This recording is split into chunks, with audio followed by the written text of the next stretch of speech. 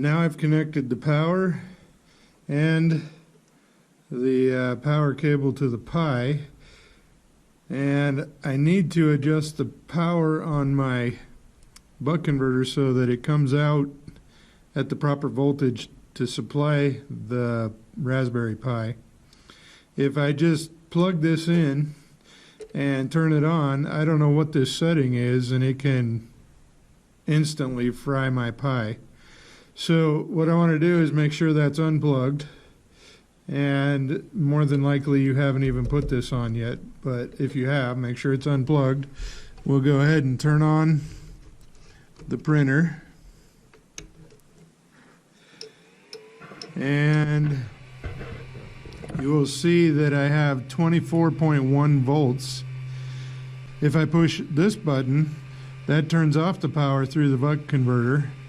I still have a light here that shows that it's installed to my power supply, but there's nothing coming out this way yet. So that's kind of just an on-off switch. This second button over here, if I push that one, changes to show the voltage to the output side.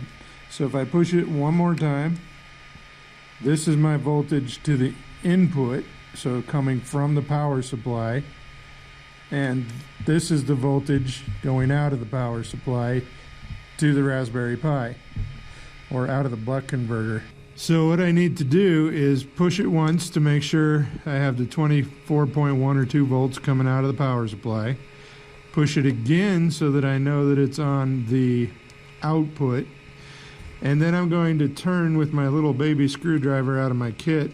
I'm going to turn this gold screw, and you should see it starting to go down there. 10, 9, 8, 7, 6.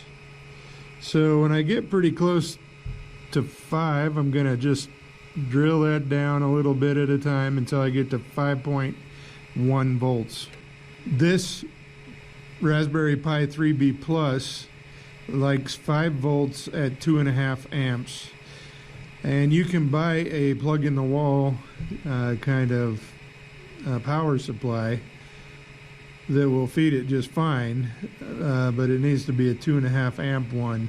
I read that the 2s will work, but then you start having problems running out of amperage when you start adding things to it, like cameras and that sort of thing. So this 5.1 is a pretty safe bet.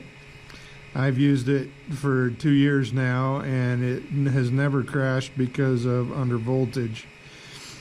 On 5.1, I'm going to go ahead and turn off the machine and let it power down for a second. Now I know that we have 5.1 volts. And just to double check, I'm going to plug it in to my Pi and turn it back on. And just double check that it stayed at 5.1 volts. If it drops down to 5 or 4.9, I may need to adjust this little screw slightly until I get back up to 5.1. So that's how we adjust the voltage on our buck converter so that we're not going to overload our Raspberry Pi later. Now, you haven't probably done this part where you've added the Pi and plugged it in, so you might have to wait a little while. Don't worry, I explain this again in a later video related to that. So at this point, I'll go ahead and turn it off. We'll let it power down, and we're ready to go on to the next video.